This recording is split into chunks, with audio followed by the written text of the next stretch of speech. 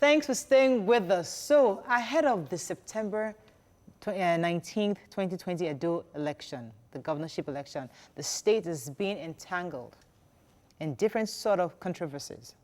Just last week, the political battle was taken to the Edo State House of Assembly, from defection to series of impeachments. Now, we'll be having two guests. We'll have the APC chieftain in Edo State, Honourable Julius Ihonvbere, and also a PDP stalwart. He's also the Director of Communications and Strategy of the Godwin Obaseki 2020 campaign. Dr. Obaseki, he'll be joining us soon. But before we have that, I'd like to hear your thoughts on this. I mean, last week Thursday obviously was was an interesting day in Edo State because the Speaker was impeached, and the 14-man that were initially elected, they were actually not been sworn in since last year. They were sworn in addition to 3 other loyalists of the former governor of the state, and they formed a 17-man quorum, and then they impeached Honourable Oki, I believe, who was the speaker, and then they brought in a new speaker. And then because the house also was supposed to be under renovation, the governor then ordered them to go and put sand at the entrance that you cannot sit. And remove roof. And remove the roof so you cannot sit. My people, this is your people. What's going on in your state? Thankfully, there are more of Nima's people than my people.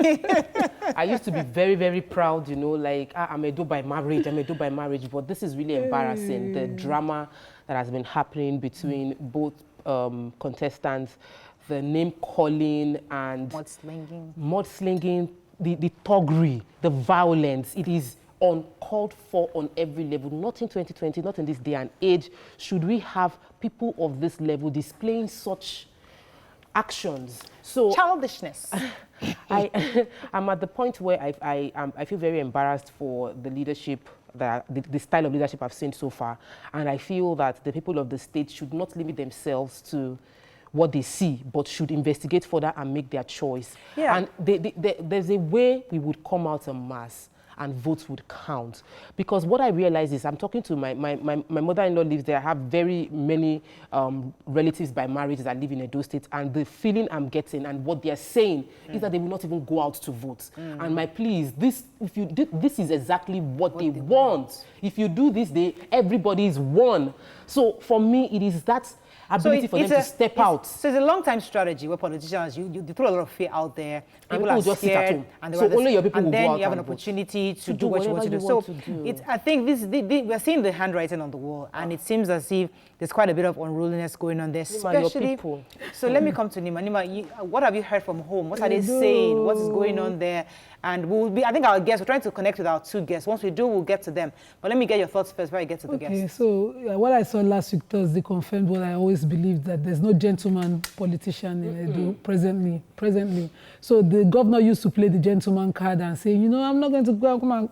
But obviously, everybody is a thug in this game that they're playing right now. And I'd just like to say, like I've been saying to Edo people, please don't let this grass, don't become the grass under these 2 elephants. The truth is, the campaign on the other side, even let's look at how the House of Assembly was closed on these lawmakers. From the get-go, when he wanted to inaugurate the House, he didn't allow the quorum to be complete. Inaugurate at least 20 members, but he went ahead and inaugurated 9-member House. And he said these people did not come because, you know, already we're looking at the size they belong to. Many issues. They had to go to court. Yes, you got judgment, but these people continue to be aggrieved, and now they are insisting on coming to the House to sit. And then that speaker that was elected by the 9-man honourable members, they wanted to impeach. Everybody has good, legitimate grounds for why they are aggrieved. And if we had wanted to do peace, which I expected the governor as the first man of the state, he would have found a way for all these grievances to be settled without us getting to this point. But we know what this is about, Nanima. We're all speaking. What is this about? This is all about the elections. This is all about. Of course it is. This is usually when people wait to show. So now these honourable members went to sleep all this while when it was, you know, when things seemed like they didn't have power. But look at them today. I really like to bring this back. Let's take it away from the politicians. Action. No. Remove the political thuggery, the back and forth, the two candidates. What do the people want? Did Are the people speaking? Do they want a new governor? Is Ashomole the leader that they want? What was the Obaseki, the current governor? Do they want him back? Is Eze Yamu? That's the name I was looking for. Eze Yamu, is that the governor they want? What are the people saying? That's the real conversation. Voice of the people is if we have a free and fair election. And as it is right now, people are saying, the people I know, and a lot of them are not intending, they're not intending to come out to vote. Right. And once that is the case, because they're feeling like we don't have a choice, what are we going to pick between? So I'm wondering, and my question is that, have you experienced good governance in the past 4 years? Can we analyze based on what has been done? Are there accusations legitimately of corruption? Were money stolen from your state? So if was there misappropriation of funds? Can we discuss real, tangible issues as opposed to you did not buy car for us, you did not buy bus for us, those kind of things? To be from that state, and I have my families, both married and mine, living back home. I've had the opportunity. Yesterday, I was talking to one of my neighbors from another village, saying, no. Edo people have their minds clear about what is happening in their states. The issue for me is everybody closes it with this fight. I don't want to be caught in between. So people are already discouraged from attempting to vote. The only way we can get, because that's why I listened to INEC yesterday. I really wanted to know what INEC could do about it. And I like the fact that they said they'll come heavily on any party. In fact, they can, under their law, cancel the elections and stop it from happening. And they brought all their, the laws that empowers them to do that. Because now I know people know what they want. If only we can allow a free and fair election happen and everybody will see clearly what how are you going to get a free and fair election? I mean, sometimes there's always that issue of distrust when there's a party that, when you feel that somebody has the federal might. There's always that influence that, can I get a free and fair election? Okay, there's always that issue. This is the Ekiti State example. So Fayose, when he won the elections, he didn't have federal might, or how will I say it? What's his name? Fayemi had. And, we saw the elections the way it happened. Yeah. If Edo people can come out, not the thugs now of the party members, the real citizens, yes. The real citizens can come out to vote. We will see clearly where Edo people want, what they want. Okay, as I said, we have two important guests. I'm not sure what's going on. I hope they're not chickening out last minute. But we're trying to get both of them on the phone. So I'm told now that we have the APC chieftain in Edo State, Honourable Peter Akpatason. Welcome to the show, sir. Thank you very much. Yes. Good morning. Good morning. And we also have the stalwart of the PDP, who is the Director of Communications and Strategy of the Godwin Obaseki 2020 campaign organization, Dr. Don Obaseki. Don Pedro Obaseki. Thank you very much for coming, sir. Thank you very much. I'm happy to be here. It's a pity you are always very new with Akpatason. let me start with Honourable Akpatason, because many of us are watching here from all over the country, and we're getting more and more confused. Could you give us an idea exactly what happened on Thursday and why it happened in the first place? Is that for me? Yes, Mr. Akpatason. Honourable Akpatason. Okay, thank you very much. What happened on Thursday was a clear attempt by deprived members-elect of the House of Assembly to properly represent their people for over a year. They had to defend democracy. They had to redeem democracy from the totalitarian suppression by the government of Edo State. A situation where the minority begin to call the shot for the majority, and a situation where a few persons were inaugurated and the majority were kept out. Even among the few that were inaugurated, most of them were conscripted, forced into the bus from the deputy governor's house under intimidation and threat of the use of force by the Nigerian police attached to the deputy governor. And then they were moved into a chamber and forcibly inaugurated. Some of them were dressed in short knickers. Some wore bedroom slippers to tell you that they were not prepared for that. And then that thing was done in the night. The information was not properly passed to the other people. They were not allowed to come in. That was a rape on democracy. It was an attempt to deprive hundreds and thousands of Edo people from being represented. And for about 11 months, they were so deprived. And it got to a point where the people, unlike somebody said, that they have not been sleeping. They have been planning. They have been trying all means to amicably resolve the issues. But every effort, every entity fell on deaf ears. And as a result of that, they decided to take their face in their hand to clearly defend democracy. Okay. By going into the chamber, to do proper inauguration of the majority. 17 out of 24 were there. They are declared a majority, and what they did was right. It was the right thing to do. We cannot continue on that trajectory of aberration. We must reverse the narratives in Edo State, where a state that was known for its telling democratic credentials has turned into a state of brigandage, where the law stands on its head. That was the error that the people went there to correct. So what's the place of the Federal High Court judgment that backs what the governor did? What did the Federal High Court judge say, please? That the house was properly inaugurated. The Supreme Court has not said so anyway. But in any case, it is a pity that sometime in this country, you will hear High Court in Benin say one thing, High Court in Port Harcourt will say something different. So it is difficult for people people have lost confidence in some of these, decisions. And some of them appear like black market decisions. And that cannot be what determines the truth of a case that is so glaring. Well, let us see what the Supreme Court will say about that. But however, Edo people cannot wait. Edo people cannot wait forever, for for justice to be done. So wait, are you when suggesting, something is clearly wait, I need to be clear, I understand you. Are you suggesting that we cannot uphold the judgment of the courts because we don't trust the courts? Is that what you're saying? I have not said you cannot uphold the judgment of a court. Okay. If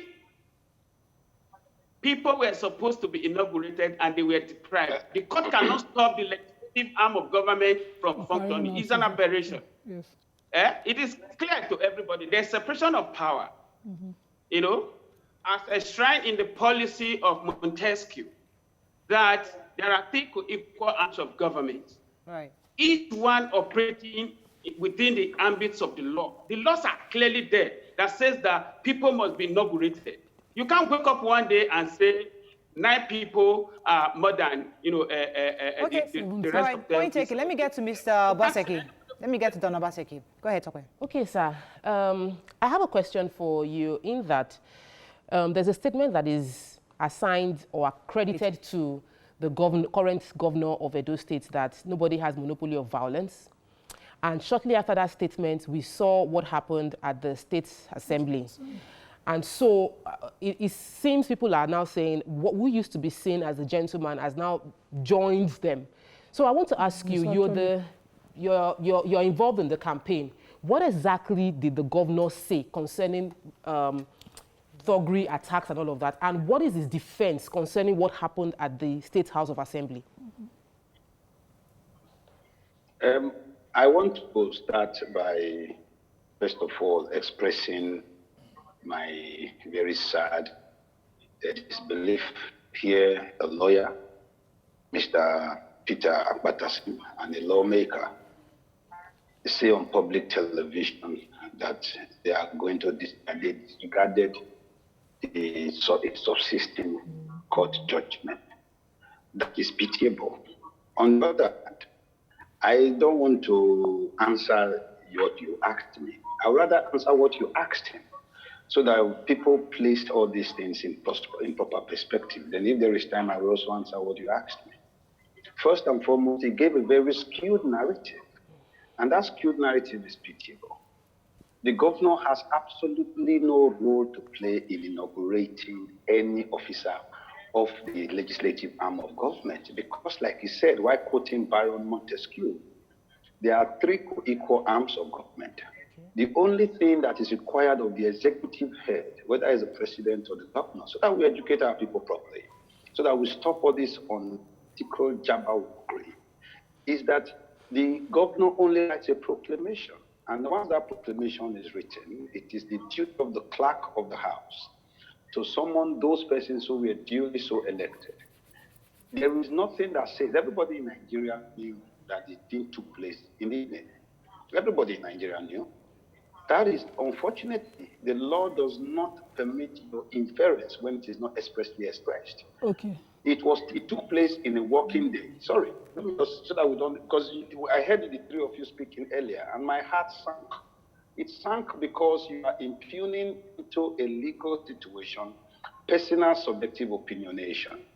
Now, as a result of that, the law states in Article 90 to 105 of the Nigerian Constitution, there must be a quorum of no less than 1/3. And 1/3 of 24 on that day was 8, and 9 of them or 10 of them were inaugurated. That is not anything new. A house is proclaimed, not the individuals in it. That is why Saraki, in spite of the lack of 49 APC senators in 2015, still turned out to be the Senate president. And he wasn't removed unless there was a 2/3 majority of all sitting members.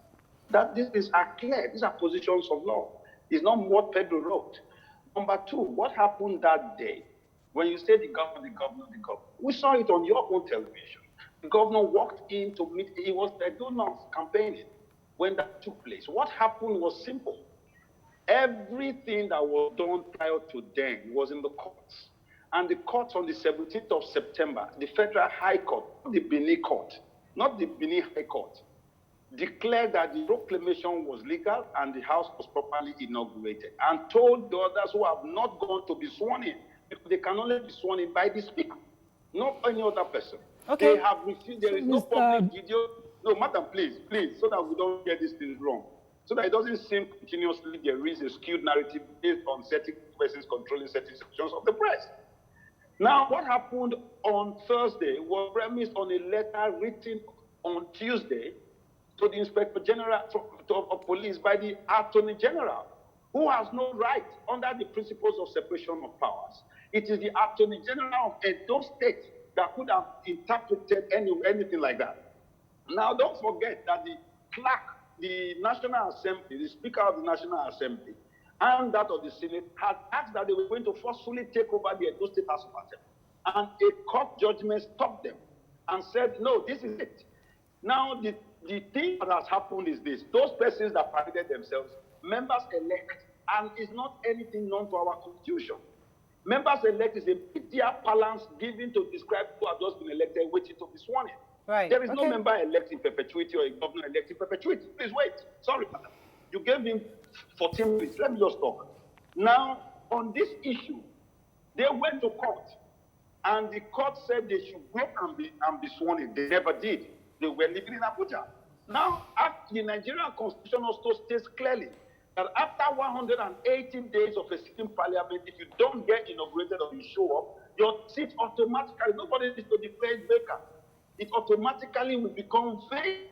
And that came on the December 7, 2019. So those seats, by law, are vacant. So when they are vacant, those persons that paraded themselves actually committed treasonable felony. Now, they went to court. Those courts, they have 2 court cases they instituted. Those two court cases they instituted 2 court cases, and those 2 court cases are still sub judice. So what they did, outside of being criminal, is also sub judice. It's sub judice. That is, you are confronting or affronting a persisting court process. Is actually how will I put it? Is an abuse of processes. That is on its own. Okay. Now, answer my question now. A maze. You forge a maze. A forging of maze in Nigeria means you have forcefully taken over government. that is a coup d'etat. And then they had 3 of the city members still to elect a speaker pro tempore. That is forbidden by law. Because for you to remove a speaker, the city members who were 10 at that time, or whoever at that time, must have 2/3 majority to be able to effect that. Okay. So all these are positions of law, All right. not a position of what I feel like, All or right. what you feel like, Okay. or what Peterson feels like. Point they taken, want sir. to make it impossible for Edo people to go to the polls. And All right. God will make Point sure taken, they sir. don't stay. We've heard you very clearly. Let me go on a quick break. When we come back, we'll go back to Honourable Akpatason. Stay with us. We'll be right back.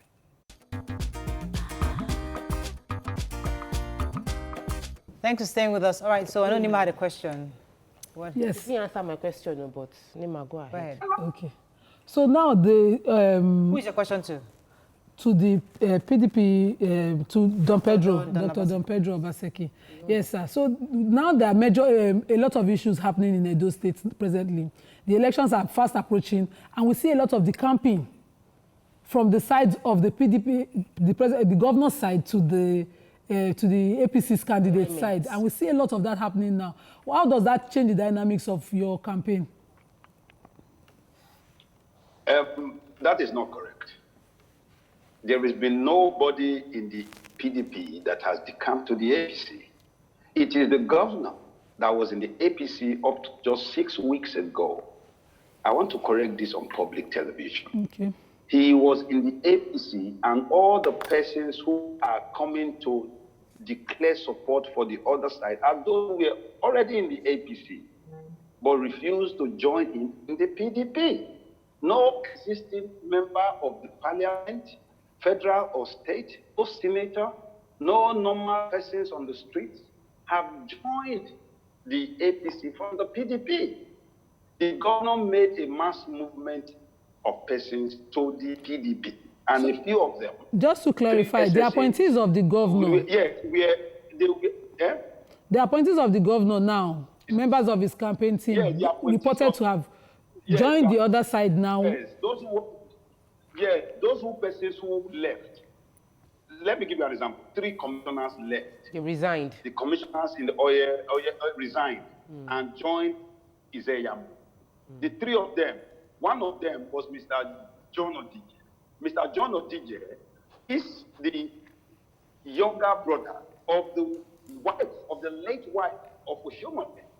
He was made a commissioner by Oshomole. The other person, please check the name, was Mr. Riwan Oshomole, the younger brother of Mr. Oshomole. So when those persons now decide we have resigned, they were in the APC with Oshomole, appointed by Oshomole for Godwin's government. That is the truth. So when they decided, they did not leave the PDP. They were never in the PDP. I would like the Honourable Akpatason to respond to this, sir. That is the truth. Dr. Don Pedro, please hang in there for a second. Let me give Honourable Akpatason an opportunity to respond to what...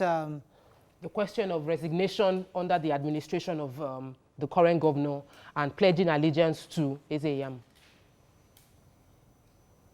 Well, the truth of the matter is that to start with, the Obaseki government made it mandatory for his aides, as well as party executives of APC who were and still on his payroll, to compulsorily follow him to PDP. Some of them were compelled to do so, and under duress they did so. However, there is, at the moment, mass exodus from both his new PDP and old PDP because of the great Pastor Osage Izeyamu. He is loved by the people. He controls very great, support from both PDP and APC people because they know who he is and what he can do. So the people who are living, they are not just the aides of Obaseki, both his aides as well as party stalwarts. I was at home yesterday in Edo State. I was at home on Thursday. I received over 50 powerful PDP members in Akoko Edo local government alone. Very powerful politicians, grassroots politicians. Pedro Obaseki should please tell us the truth. You know, this election will come and go where all Edo people will still laugh and smile together again. But let us not mislead or misinform our people. Honourable Akpatason, Obaseki is not popular. He cannot win the election. He knows that. Okay, Honourable Akpatason, let me say my own worry. My worry is that for the past few minutes now, we've been talking politics. And it's unfortunate that we're not discussing the real issues of the Edo people. When we see elections, even Lagos State, I mean, I don't know many other states, but I do know Lagos State. When there's an election, the people are talking about what has he done, what has he not done, what's the new person coming to do, what's the track record of the older person. You know, that's the kind of conversation you're hearing. But in Edo, I open the papers every single day. Nobody's telling me who Pastor Ezeyamo is. Please. Nobody's telling me what Obaseki has done or not done. Nobody's saying this is the political class has somewhat beclouded the perception of their people that all they're seeing is political thuggery. They're not seeing the conversations of real issues. So my question to both of you is, what are your candidates doing? The election is next month. Yeah. We don't have a clue what's going on in that state. All we're hearing is political thuggery. So could you please tell us, itemize to us, what each of your people are going to do for the people of Edo State? What have they done or not done? I'll start with Honourable Akpatason. Am I to answer that? Let me start with Honourable Akpatason, please. Thank you very much. I would like to take it from this perspective. I have been in APC from inception, from AC to ACN to APC. And we worked hard for the emergence of Obaseki. We mobilized the people, we ensured voting, we defended votes and all of that. He came into office and for 4 years, he has done virtually nothing.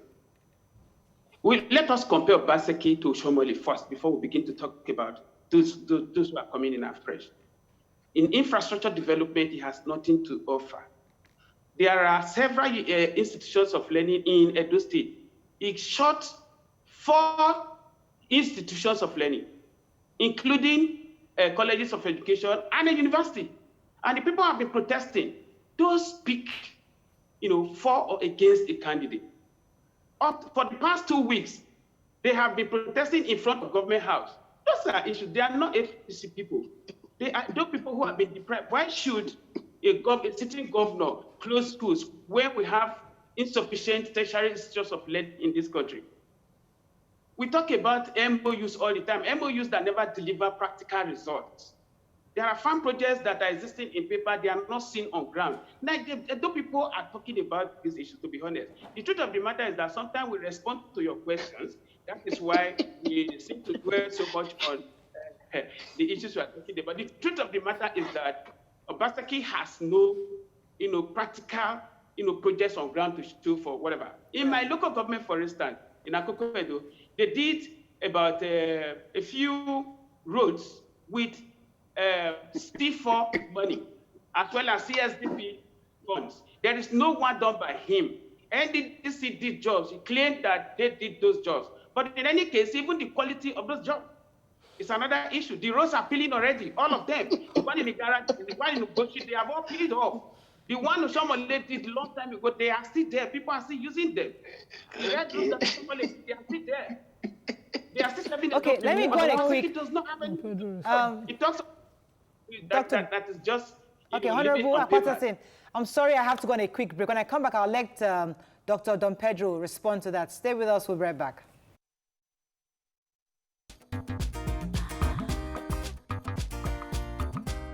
So thanks for staying with us. So I'm going to allow Don Pedro to respond because my question earlier was, what has the governor done or not done? And I think Honourable Akpatason has been able to itemize that he's not done quite a bit. He has not done enough.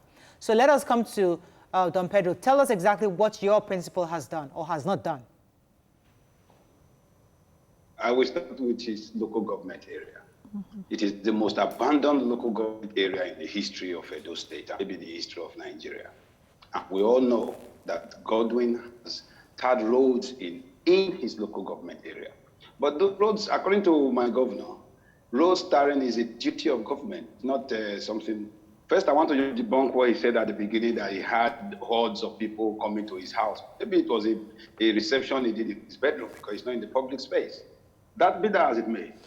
I will start with Lagos State. The Lagos State government is initiating a new education curriculum and a new education paradigm, which the governor of Lagos State, His Excellency Babajide Sanwo-Olu, said was based on the success of Edo Basic Education Sector Transformation. In 2019, the Nigerian Union of Teachers nationwide declared Godwin Obaseki, it was played also on TV Continental Live, as the governor of the year for what he has done in education. In the case of the health sector, that is also in the public domain. Edo State prior to now had a litany of unpaid salaries. The biggest problem we had, a litany of unpaid salaries and pensioners dying in queues on the street. Godwin is the only person, he is the only governor that pays salaries on the 23rd of the month. Be that as it may, let's put that aside. Let's look at industrialization. Don't forget, just last week, TV Continental carried a live broadcast of the second power generating plant because the governor realized that Edo sits on the largest belt of oil and gas. And in Osiomo, near Olugbo, he opened another power generating plant. And today in Edo State, we have more than 35% to 40% more power than we had prior to now. Godwin has spent only 2 years and 7 months or 8 months in government. He will be 4 years in November. Not stopping there, let me look at another sector. Is he agriculture? He has turned Edo State virtually into the breadbasket of this nation. Is he about his response to COVID-19? It was acknowledged by Mr. Buhari, the president of Nigeria, that 3 weeks after the first attempt at solving COVID-19, they adopted the Edo State protocol. So what are we talking about? Okay, Don Obaseki, let me throw this. I just want to say this quickly because that is the question. Let me throw this in because the people fighting Godwin.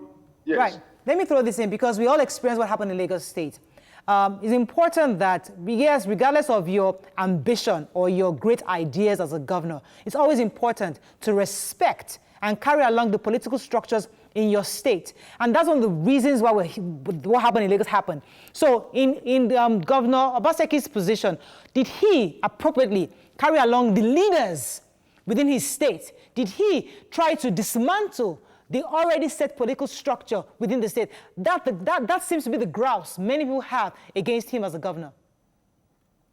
No, I want to disabuse your mind over that. Okay. Prior to now, Edo State was at the vice grip of Motor Park Towers. He came out openly from the very first month of his administration that he will not allow non-state actors, that was the word he used, to begin to collect state revenue. I'll give you a very telling example. In the year 2014, a young man, Kabaka, who didn't go to primary school, and who has been the person that was empowered by the former governor to collect revenue, just like he used to have in Lagos, declared his second 1 billion on television. Meanwhile, he had remitted to the state government 36 million in the same period. So that was the beginning of the fight. That was the very beginning of the fight. We shouldn't, all of us who are those citizens, go online. We know that was the beginning of the fight. So when you say political, players, political class, who are political class? Edo not be Lagos. Edo is not Lagos. The political class, we are a very upwardly mobile people who are proud of our ancestry. And we will not allow continuously the desecration of our collective political patrimony by a few brigands who are bent on taking us to the players. 1 minute, please. Sorry to cut you off, sir. The Honourable mentioned that schools were shut, higher institutions were shut. I need you to quickly address it so that we know if were higher institutions shut within the states. No, that is a lie. Let me point that clearly, please. You see, when propaganda is being given the guise of legitimacy, worrisome. In Edo State, we had a state university, the the Bender State University, later the Edo State I think you've answered the question. So I'm sorry we ran out of time. Don Pedro, I do apologize. We actually ran out of time. I'd have loved for you to explain, but you've answered the question that it's wrong. Honourable Akpatason, do you have any last words for us before you run off, please? Well, I think we need to correct the point he was trying to make there. The truth of the matter is that almost all the School of Agriculture in Edo State have been shut by Obaseki, all of them. College of Education, as well as the university. He shot all of them. The facts are there. Edo people know this. But he said something about Obaseki's agricultural program. That is a big scam. The Sobe farm is not existing, but billions have been spent on Sobe farm. Sobe is in Onwa local government. There are farms in Edo South and the rest of them that they claim exist, but they don't exist anywhere. Instead, they are fighting to destroy farms that have been established by proud citizens of Edo State with their personal income. This is what is happening. Okay, so on that note, rather than developing infrastructure, contributing to development, they are rather retarding the state by destroying what people have built. Unfortunately, we have to wrap up now, sir. I do apologize. Let me tell you, please. We saw what happened on Thursday. The governor came with talks. He came with touts. He came with the people he called miscreants. All right, thanks. Some of them from we discussed State, some Thursday. of them imported. Honourable, I have to go. My producers are on my ears. I have to go, unfortunately. Thank you so much, gentlemen, for joining us. We've been speaking with the State Honourable Peter Akpatason and also the PDP Stalwart Director of Communication and Strategy of the Godwin Obaseki 2020 campaign, Don Pedro Obaseki. That's all we can take. See you tomorrow. Bye for now. You can watch Your View on TVC every Monday to Friday, 9 a.m. to 10:30 a.m. Nigerian time on DSTV channel 418, GOTV channel 27 and channel 47, StarTimes channel 121 and channel 307, Play TV channel 801 and channel 190, UHF 49, Sky channel 515 for UK viewers. Watch live on Facebook at TVC Connect and on our website tvcentertainment.tv/livestream.